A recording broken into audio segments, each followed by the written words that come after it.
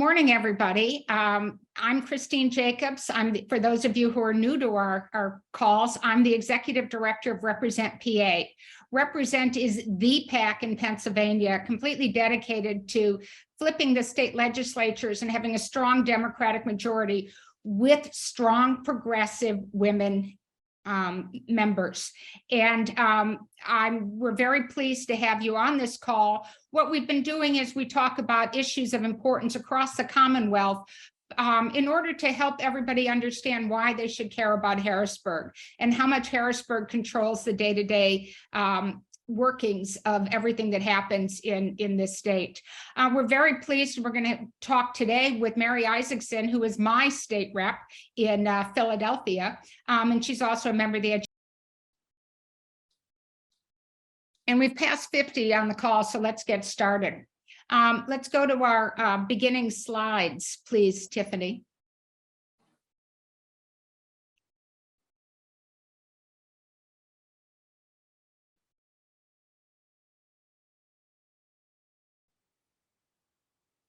Good morning, everybody. I'm Christine Jacobs.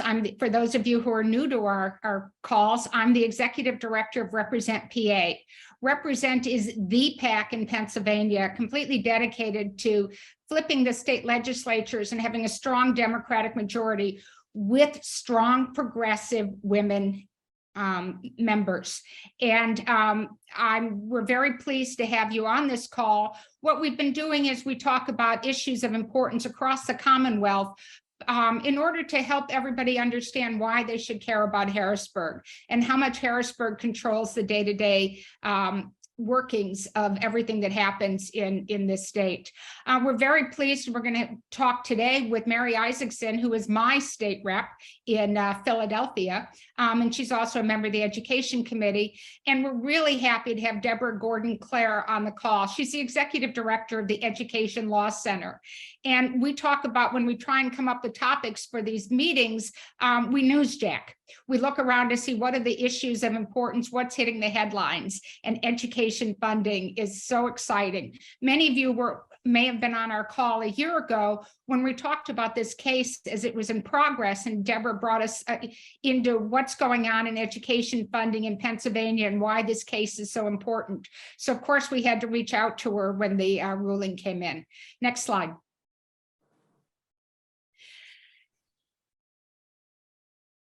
Tiffany, next. Okay, thank you. You know, this is my introduction, and I know Deborah is probably going to talk about, some of these same things, but this is why it's so important. It's a fundamental, education's a function of the Commonwealth, and it's right in our PA Constitution. Represent keeps track of what we call the reasons one should care about Harrisburg and the things that most people don't know about. Recent statistic, Pennsylvania is the worst state, or the third worst state in the country in terms of numbers of banned books. How about that one? School funding is the most unequal in the nation. Actually, I think right now we're the second worst in terms of because we have an overemphasis on local funding, we have the biggest discrepancy between rich and poor school districts. Our college students graduate with the third highest debt in the country. We rank on some rankings, we rank as low as 30th in the nation in quality of public education. And our pre-K spending is well below what other states are. None of these things are acceptable, and all of which are completely in Mary Issacson's control. So she's going to go change. They're within the control of the folks in Harrisburg, I tease. Next slide. The Shapiro budget. I've talked to people who said, isn't it great? He increased the school funding by $567 million. Well, excuse me, that was just roughly what was inflation. And with hundreds of millions of dollars went to special ed, school safety, and mental health. All very important, but nothing that raises the overall level of education in this state. This number falls very far below the investment of billions that are needed in order to meet the challenges that were raised by this court ruling. So again, we appreciate what the governor's doing. We appreciate that he talked about it, but it does not change the underfunding of the poor school districts. And this is what we all believe in, because in order to have fair education, and in order to make sure all of the citizens and the children of the Commonwealth are receiving education, this is what we as Represent believe in. So who's going to tell us about all of these things? We have Deborah Gordon Klehr. As I said, Deborah was with us a year ago to talk about what this court case was, and she's now the expert on this, and she's going to tell us what's happened, what the court decision really was, and what she wants out of us. We also have my state representative, that's Mary Issacson from Philadelphia. Education is really a fundamental piece of what she's doing. And she's on the education committee in the state. And she's worked on the Education Funding Commission. So she's a very important part of this discussion in Harrisburg. So with all of that, I give you Deborah Gordon Klehr, and Deborah will share her slides and tell us what's going on, and then, of course, what you want out of us. Thank you. Thanks. Pulling up my slides. All right, good morning. Let's see. And while you're joining, by the way, while she's bringing up her slides, please put in the chat where you're from so that we have an idea of how broad our reach is for this topic this morning. Great. Thank you so much. And thank you for having me again back to talk about fair funding. As I said before we started, I could talk about this all day. I'm Deborah Gordon Klehr, the Executive Director of the Education Law Center. I am based in Philadelphia, but today I'm actually based in Pittsburgh. We have a Pittsburgh office as well, and we're statewide. And before I launch into focusing on the lawsuit and fair funding in Pennsylvania, I'll just mention, because we had I see someone from Red Wine and Blue, and I'll also mention it, and Christine mentioned this too, hot topic in Pennsylvania is this issue of book bans, curriculum bans, all over the state. Bucks County seeming to be a hot spot, but some school districts around here in Western PA as well, banning, not allowing students to use their preferred gender pronouns, not allowing teachers to display gay pride flags or Black Lives Matter flags. So lots of hot topics in Pennsylvania around education to get into. But I will say a deep piece, really a root cause of so much of what we face at the Education Law Center in trying to ensure all children have access to quality public education is the issue of underfunded schools. And the fact that in Pennsylvania, we rank so low. We actually now rank 43rd in the nation in terms of state share of public education, but still right up there as one of the worst in terms of the gap between what our wealthiest and poorest school districts spend. And that is, as Christine mentioned, because we're so overly reliant on local share. In most states, the state pays the majority of funding for schools. Here in Pennsylvania, the local amount is over 55%. So we are overly reliant on local wealth. And so we are in a situation where we have huge inequities across all of the country. Schools are funded by a combination of federal, state, and local. It's just here we are so overly reliant on the state's a system that is inequitable at its core. So what's the basic problem? And actually, this is a slide I used, I think, a year ago when we spoke. It hasn't changed in terms of the fact that the state hasn't had a target, hasn't had a goal of fully funding education, and so they don't. And thus, we have these huge adequacy gaps, which I'll talk about. And so the way the state sends out dollars does not take into account in a real way the actual needs of students and school districts. And so we end up in a system where we have these huge inequities, and it disproportionately impacts our Black and Brown students across the Commonwealth, because our Black and Brown students are concentrated in our lowest wealth districts. We have a situation where school districts may have really high tax effort.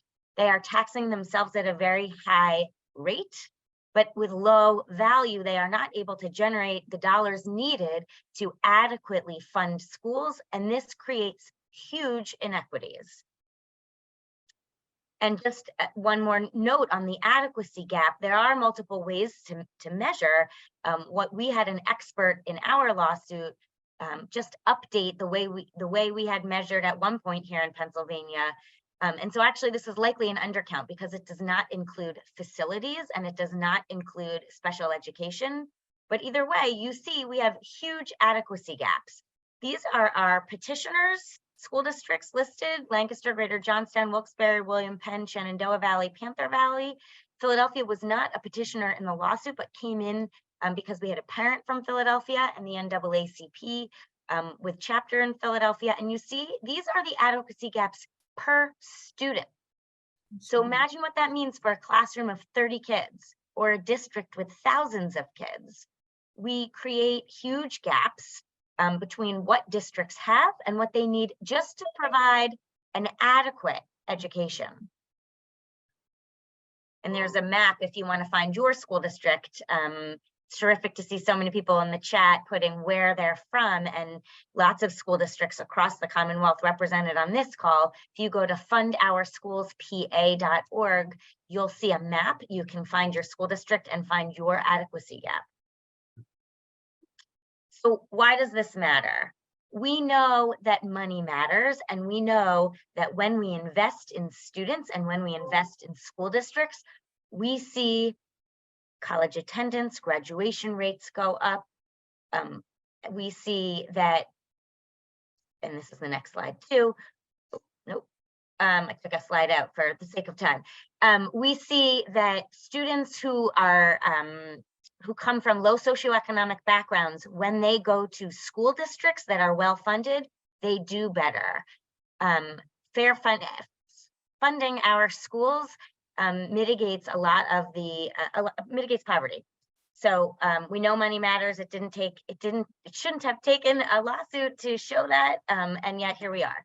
So we filed a case against the state. It was over 8 years ago.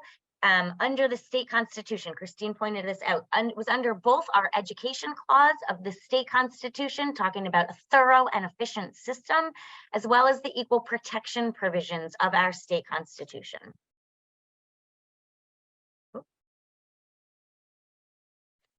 And we represented the Education Law Center, as well as Public Interest Law Center and the private law firm O'Melveny and Myers pro bono. The three legal organizations represented school districts across Pennsylvania, rural, urban, suburban, because this is an issue that impacts rural, urban, and suburban school districts. We represented the Pennsylvania Association of Rural and Small Schools, the NAACP Pennsylvania State Conference. And the respondents we sued include in their official capacities the governor and the administration, so the Pennsylvania Department of Education, the State Board of Education, President Pro Tem of the Senate, and the Speaker of the House. Who those individuals were changed from when we first filed the case. It was Governor Corbett, to during trial, it was Governor Wolf, and now in this remedy stage, it's Governor Shapiro. And of course, the president of the Senate has changed as well. It was Jake Corman, is now Senator Kim Ward. And Speaker of the House during trial was Brian Cutler, and now it's Joanna McClinton. So some changes there. The House Republicans have intervened, so they still remain in the case, and remains to be seen what the next steps are. I'll get into that in a little bit. But during trial, this was the respondents. The case took place in Harrisburg in Commonwealth Court, all during the pandemic. And some of you who know me well know I do not have a poker face, so it was a good thing I was masked in that courtroom when some of the topics were raised, or as I'm sure many of you read about in the paper, for example, when the lawyer for the president of the Senate asked our superintendent from a rural school district in McKean County, asked him why he wanted his students to be proficient in algebra when they were going to work at McDonald's or flip pizzas. Not to be outdone, we also heard from the attorney for the House Republicans, who asked our expert economist, who had testified to the fact that when you invest in education, more kids graduate. The attorney said, if more kids graduate, who will be our truck drivers? Who will be our longshoremen? So it's just a preview of the 15,000 pages of trial testimony. in the course of our 4-month trial. We had 29 witnesses over 9 weeks. We had superintendents, teachers, student, experts in education and economics, state officials, and concluded in July with oral argument on some of the legal issues, and just a couple of slides on what happened during trial. Really clear evidence that our Black and Latino students are disproportionately impacted by our current funding system, and that our students living in poverty hugely impacted by this inequitable system, and that there are just huge gaps between where our wealthiest and poorest school districts have and what they can provide. And we had many educators testify they know what students need. That part isn't the hard part. They know what we need to get students an adequate education. They just don't have the resources to provide it. So again, all students can learn. We know what the inputs are: high quality preschool, small class sizes, highly qualified teachers, curriculum, access to counselors, social workers. When we provide this to students, we see students performing at high levels. And our evidence showed this time and time again, both what we can provide when we invest in our students and the realities of what so many of our school districts have to deal with. We had a superintendent from Greater Johnstown School District talk about in her school district, 1,200 students in an elementary school. Most came with no pre-K. She could afford 2 reading specialists for the entire elementary school. Many other similar testimony. We had a middle school teacher talk about the textbooks she had to provide to her students, where the last president included in that history textbook, Bill Clinton. This is the reality for so many of our students throughout Pennsylvania. Just a couple of pictures. This is a classroom, which is really a hallway in Lancaster. The conditions of the buildings, you know, we're asking students to learn when their classrooms and their schools look like this. This is in Philadelphia. Dr. Haidt testified about the facilities as well as the realities he faced in leading the school district of Philadelphia with huge inequities. I talked about the fact that our adequacy study looked at basic education funding, did not include maintenance, just facilities. Philadelphia alone, that price tag is estimated at $4.5 billion. All right, so we get to February 7th, the order and opinion. It was a really exciting day to be in my office, I will say. And we see this order. If you don't have time to read all 800 pages or just under 800 pages, and I'll stick the links in the chat when I'm done. I really, you know, skim it, but read the order and opinion. She said, the judge says the education is a fundamental right. That had not been stated in Pennsylvania, and that comes with a lot of ramifications in terms of what we need to do to effectuate this fundamental right. And the opinion and order declares that this current system is unconstitutional under both the education clause and the equal protection provisions. And that will have huge implications, again, in a remedy. So again, I can't emphasize enough what a big deal it is to have finally a decision in Pennsylvania. You know, we are late in the game, not for lack of trying through other cases, but finally with a successful, unequivocal victory in this case that will impact generations of students in Pennsylvania. And so what happens next? Next, the judge says it seems only reasonable that respondents, so that's the legislature, the governor, etc., would have the first opportunity in conjunction with petitioners, that's us, to devise a plan to address the constitutional deficiencies identified herein in the prior, you know, 700, almost 800 pages of her decision. And so that's what's next. The goal is to have, I talk about the goal in sort of the next phase as 2 pieces. We want significant multi-year increases in state funding targeted to the districts of the greatest need. And so happening, it's the 23-24 budget negotiations, and Representative Issacson will talk about that. We're not solving this constitutional problem in one budget. We do hope for an actual down payment in year one, and then a new system. How do we fund? What are the formulas? How do we drive this out? What is our target? Are we gonna have one?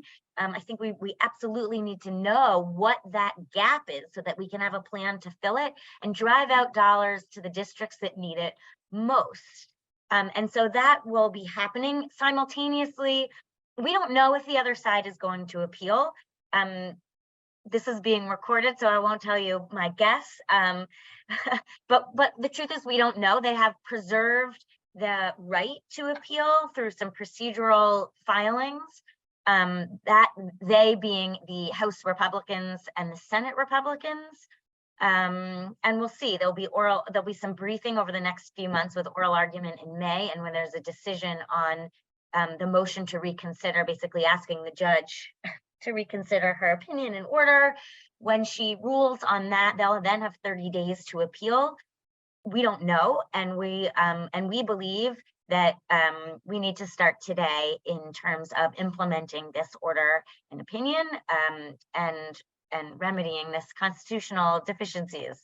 The governor, and I'll say just briefly, Christine talked about this, and Representative Issacson will talk about, I think, what comes next. But the governor said, you know, in his opening, when he talked about education on Tuesday, just this past week, he referenced the lawsuit and said the ruling is a call to action.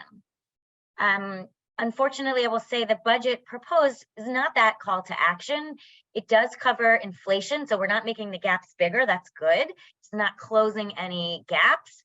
You know, our quote to the AP was the budget proposal did not meet the moment. There are increases, and believe me, the school districts need those increases, and they are real, for basic education funding and special education funding. And the one line item that had been in the budget the past 2 years that we had worked on, both at the Education Law Center, but PA Schools work, and many champions in the legislature had worked on Level Up, which was a supplement, not a solution by itself, but a supplement to drive dollars to the districts furthest from adequacy, to the 100 districts furthest from adequacy. That line item was taken out of this year's budget proposal.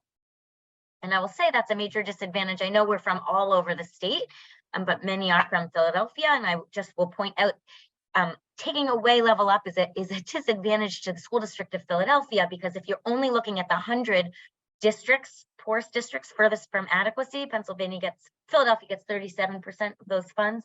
If you're splitting it up among 500 school districts, Philadelphia, the largest school district educating most of our students, just 20%. So it's just one example. This isn't, the budget deficiencies and the proposal isn't just about Level Up. It's really about needing a larger basic education funding number to try to get to closing those huge adequacy gaps and equity gaps. And so, you know, the governor was then later quoted as saying next year we'll be able to propose not just historic funding, but also the proper formulas to drive this out so we can have equity in our system. I believe it's his intention to call together, and there will be other opportunities to bring together all sides to really think about how we want to create an equitable system to drive out adequate dollars to our schools. So what's next? Again, there's a 23-24 budget process, and there's a role for you in advocating that the House and Senate pass a budget that the governor then signs by the end of June, really focused on a down payment for what our schools and students need, and at the same time a process to create a constitutionally compliant system. So both of these things need to happen, both around the litigation and around the budget. Would love for you to get involved. You can write op-eds, you can write letters to the editor, advocate with your state representatives and senators for a large state allocation with a new system to follow. There are city council allocations, in Philadelphia, but in Pittsburgh, other places too, to advocate for additional funding for your school districts. You can organize events. I'm happy to talk more to to anyone who wants to learn more about fair funding, there's some links. And I want to make sure we have enough time for questions and to turn it over to Representative Issacson. Wow. Thank you very much. First of all, thank you for all the work you've done. Thank you for this effort. It's been a major effort, and we're so proud to know you. So, and you're working hard for all of us. So, thank you.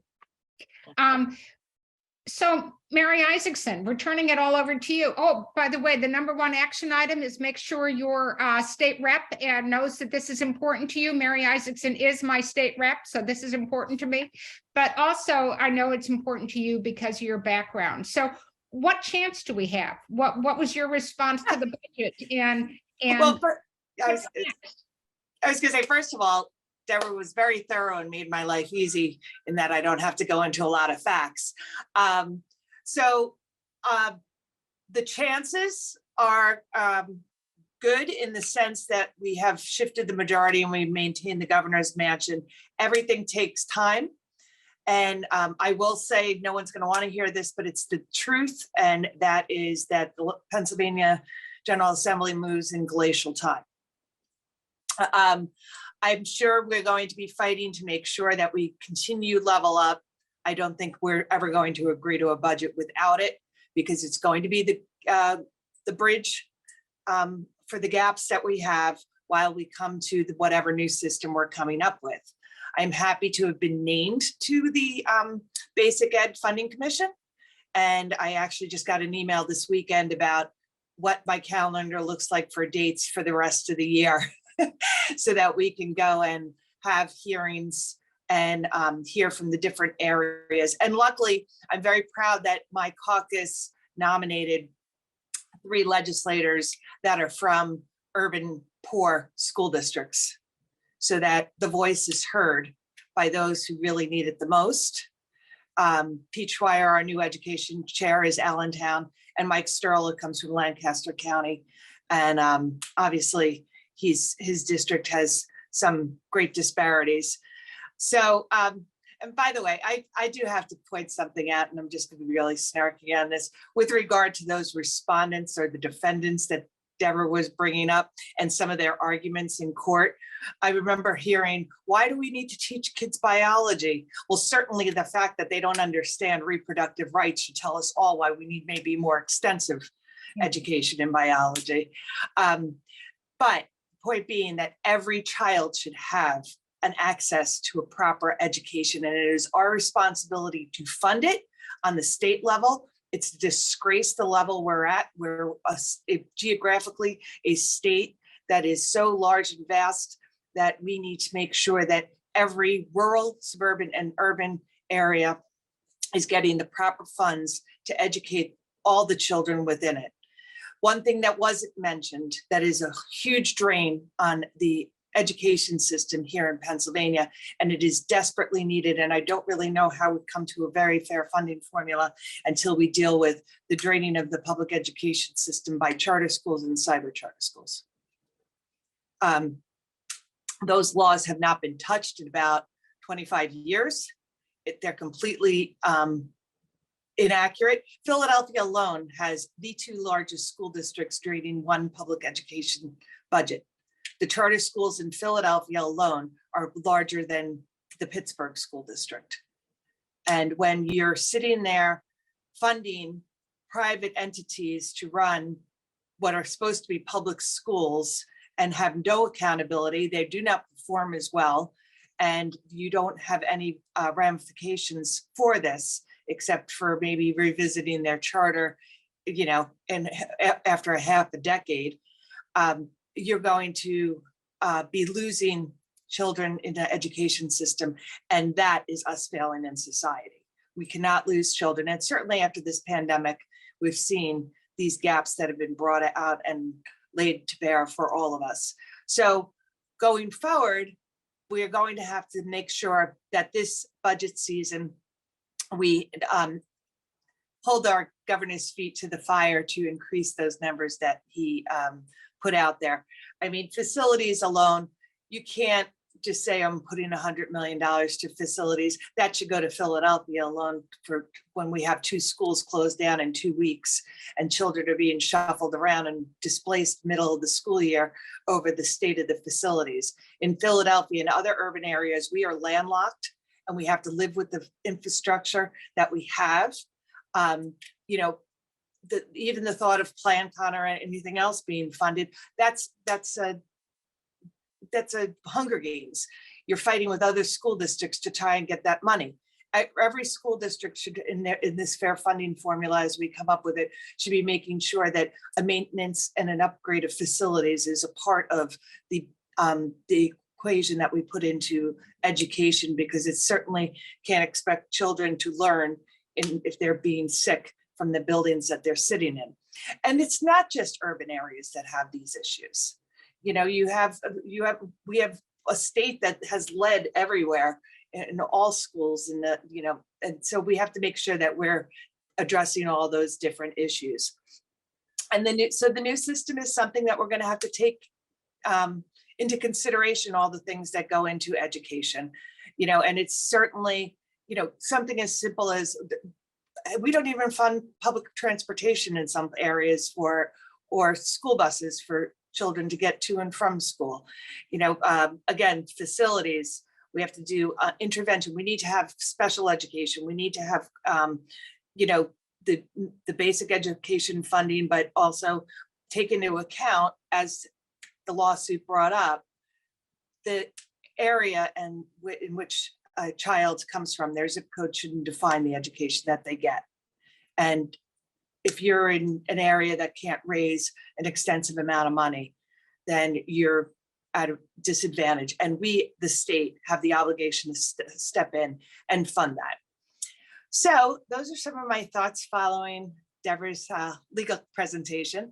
And I look forward to taking this year with the Funding Commission and trying to reevaluate and come forth with a way to make sure that we properly fund education going forward, and making sure that I'm at the table when our committee, the Education Committee, that we're dealing with charter and cyber charter reforms and making sure that we're funding education in this fiscal year properly. So I'm happy to take any questions. I'll start the questions, and that's that, you know, I know that one of the issues in Harrisburg is going to be, where's the money going to come from? I know we have a budget surplus. You know, we've had a surplus. We've banked some money for the rainy day fund. I certainly think that the lack of education for our students, in my humble opinion, qualifies as being an emergency. But has there been some discussion about where to get the money? No, as we're just starting this discussion. I got it. We have a new governor. So there's what I found interesting in the governor's budget that people haven't really talked about was there certainly were some new taxes for things that aren't quite yet legal. So Yeah. we shall see where that actually comes from and what his thought process is with that as we move forward. But look, we have one of the lowest income taxes here in Pennsylvania from around the country. Mhm.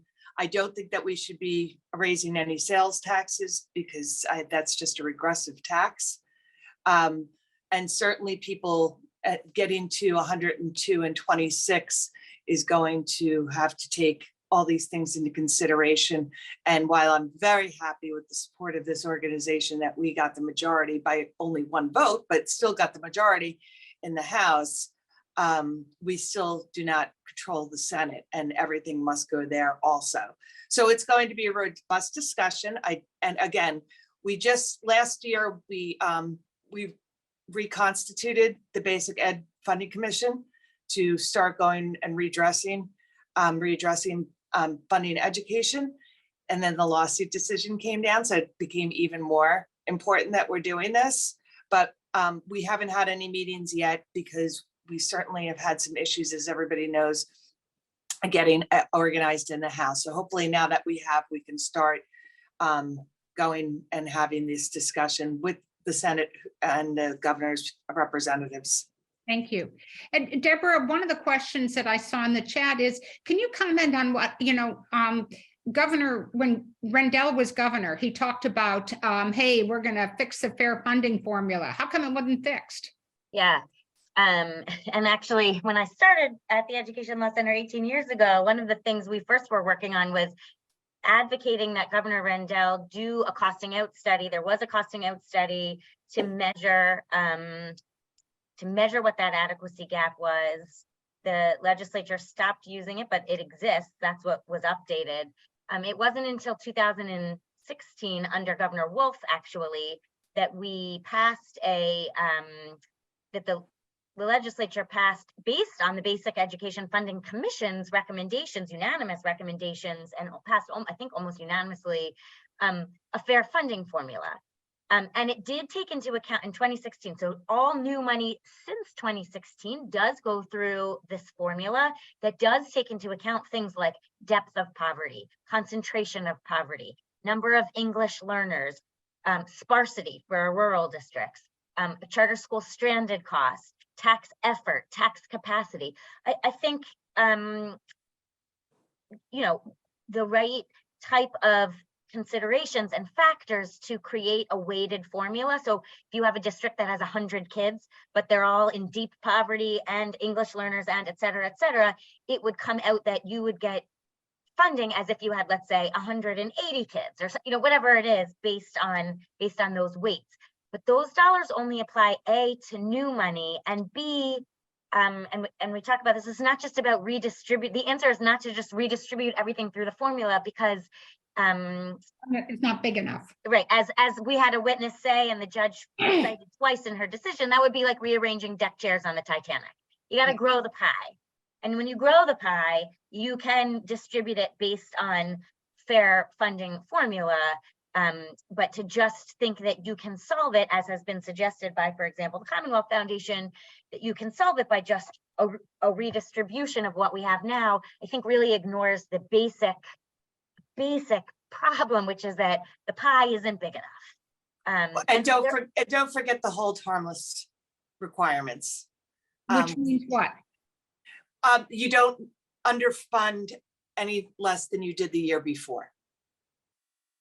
Right. So, yeah, so that's where it becomes an issue with just, let's take all this billions of dollars and send it through the fair funding formula now. And then all of a sudden a school district has a vast drop.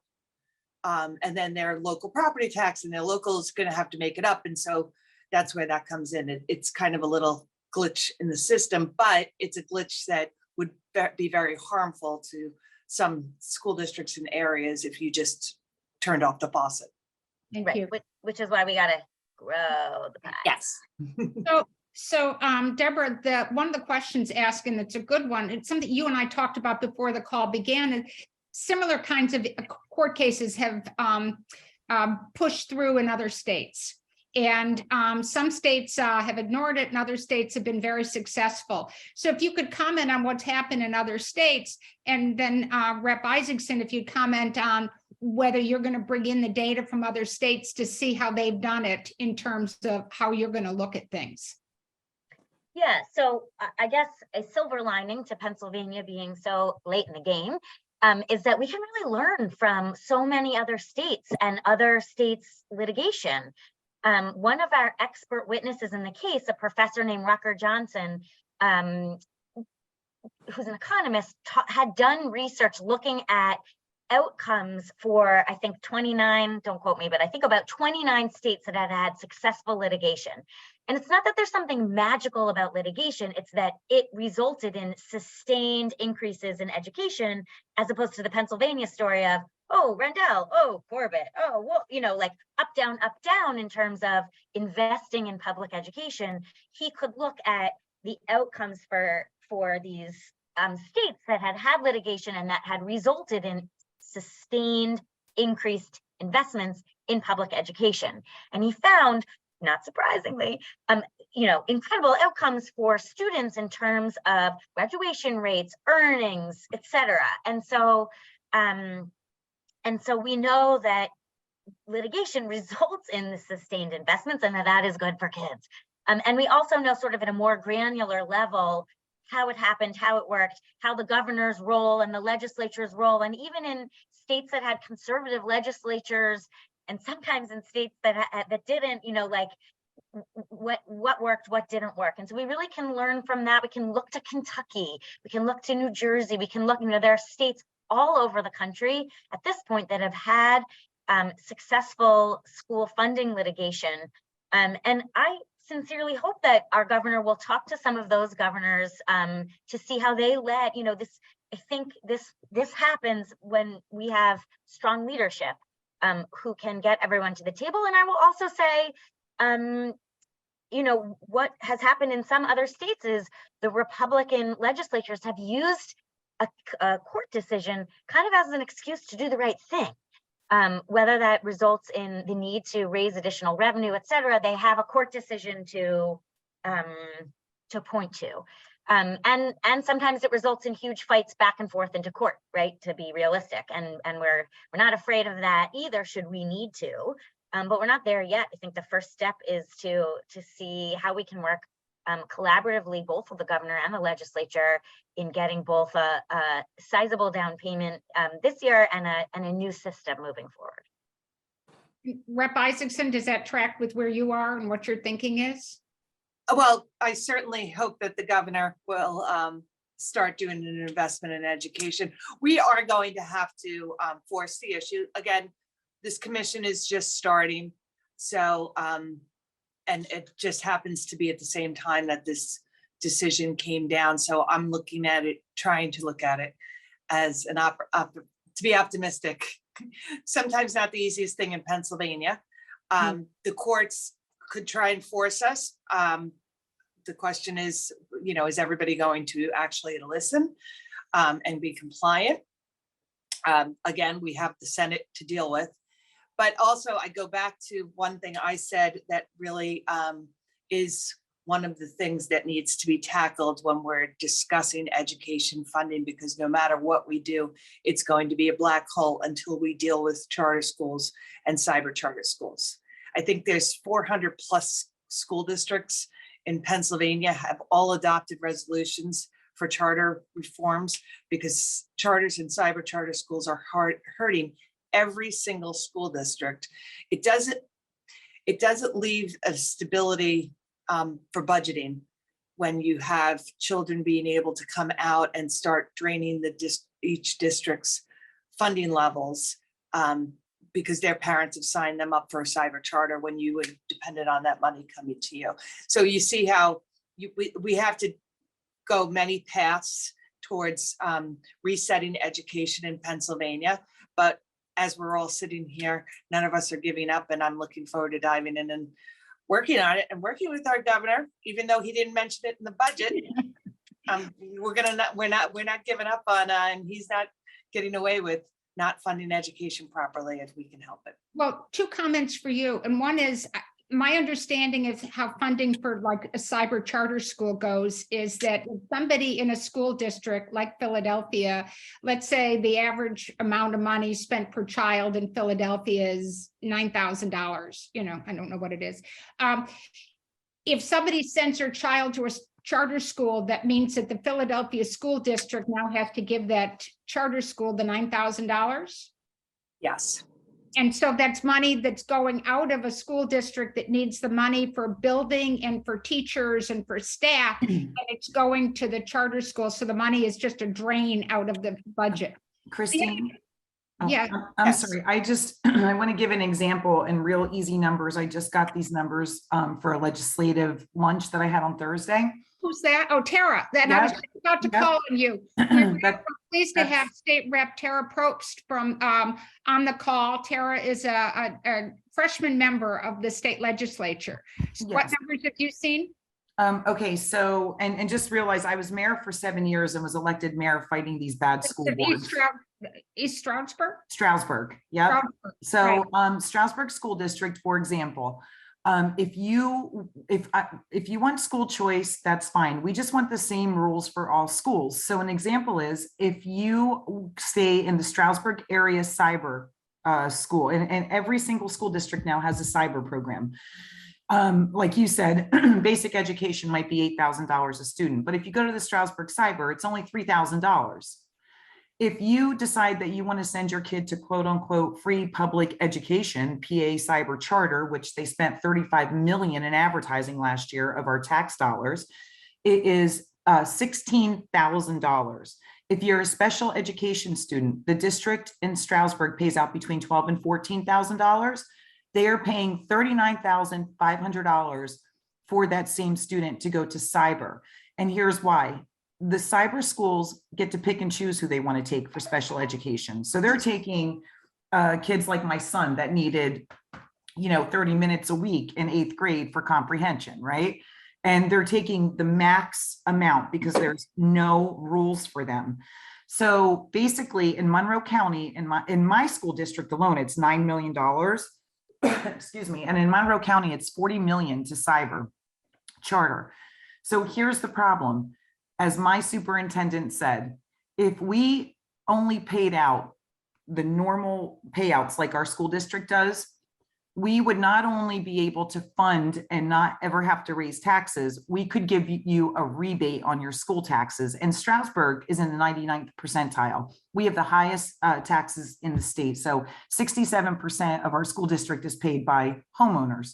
So, it's thievery. There's no regulations on them. The Commonwealth Foundation lines the pockets of some Democrats, unfortunately, and the Republican Party, and they're lining their pockets, making sure that school choice always stays, a vote of no cyber charter. God, what's the word I'm looking for? Reform. And what happens is it's draining the public. So our public tax dollars are going to private pockets. So this Republican Party is stealing from the taxpayers. These charter cyber schools are stealing from the taxpayers. We don't care about school choice, fine. For whatever reason, if you want to do it and you think your school's better, that's fine. Just make the same rules for all schools. And it was over $1 billion in Pennsylvania last year that these cyber charter thievery took from our tax dollars. Yeah. And last but not least, 37% of cyber schools only have a 50% graduation rate or better, which is disgusting. The brick and mortar charter, only 67% have a 50% graduation rate. And when they come back to public schools, they're coming back 2 years behind on average. And more importantly, if your child is not signing on to your cyber school for truancy, our local school districts have to show up and use our resources to those truancy hearings, not even knowing who this child is half the time. It is draining us and they're robbing us blind. And I am on a tour that if the governor isn't going to change it, or the people that are getting fed the money in their pockets, the politicians, then everyone's going to know what's going on because it's got to change. And I am on a rampage over this. I'm sorry. Well, please don't apologize, because this is the reason that Represent supported you. This is the reason that we exist. This is the reason, and this is my commercial at the end of this call today, this is the reason that we need to elect more Tara Probst to the state legislature. We need to make sure that Mary Issacson in the state legislature knows that she has not only our support, but she's in my very Democratic district, but also that she has people like you, Tara, who are supporting her and are part of the majority. And my final question to both Mary and to Tara is, please tell me that our new speaker is fully aligned with what you're talking about, because we've been supporters of Joanna McClinton since 2015. Oh, Joanna, I'm very proud that she had us appointed to the education committee. She's very much wants to make sure that we are fully educating our children. And I was very proud that she appointed me to this commission, knowing how passionate I am. And she knows exactly where I stand with regard to charters and cyber charter schools and the reforms that are necessary, and making sure that education is at the forefront. And that's one of the reasons that she did appoint me. And so I don't think she'd be putting somebody on with Rep. Schweier getting appointed to the chair of education, and certainly Mike Sterla, who is a veteran who knows education. He was on the prior Fair Funding Formula Commission, so he is bringing historical knowledge. that is certainly necessary when people like me who weren't there last time they did it need to know what happened last time, and we can all take into account. So I think that Joanna, excuse me, Madam Speaker, will have the has the understanding of where we need to go with education. She was a big proponent of why we got level up the last couple of years. So I have great confidence in her. Yeah, and Rep, I'm going to say the same thing. Anybody in that room knows how I feel. All, 201 of us now total, right? But anyway, they all know how I feel. And I truly don't think that she would have put me as a freshman on that committee if she didn't want to see some change herself. That's my feeling. Again, my commercial, the reason Represent exists. And I'll give the final word of this discussion here to Deborah. Thank you so much for being with us today. We're going to put, you're very good about putting the people on the committees out there. We're going to make sure that your list of what you want people to do is front and center, and on the follow-up email we're going to send. We'll also send this video out to you. So I've been watching the comments that people have sent me some private comments that how valuable this discussion is, and that these are things that everybody needs to know. So when we send out the video, share it with your friends. But your final words, Deborah. It's a lot of pressure. Listen, our schools across Pennsylvania, in all of the districts where you're from, well, many of the districts where you're from, I don't know, are underfunded, woefully underfunded. And that is because the state isn't doing its job in adequately or equitably funding our public schools. And for the record, charter schools are underfunded as well when they're located in a district that that is also underfunded. So really there is an opportunity for collaboration among so many constituents to advocate for additional funding. The state has a surplus this year and next year. And frankly, given this decision declaring education as a fundamental right, this needs to be a priority. And so there's certainly, a lot of advocacy work that we need to do to ensure that the governor and the legislature takes this seriously and addresses what the court found. And there are important roles, certainly important roles for the state representatives on our call, but really important roles for all of you as you think about the importance of elections. And by the way, not just elections for the state legislature, but school boards.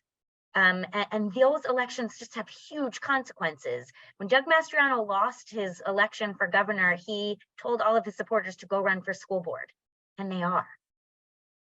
So there are incredible advocacy opportunities for you to stand up for public education and to stand up for students across Pennsylvania, and we're excited to work with you. Thanks. Thank you. Let's go back to our final slides, but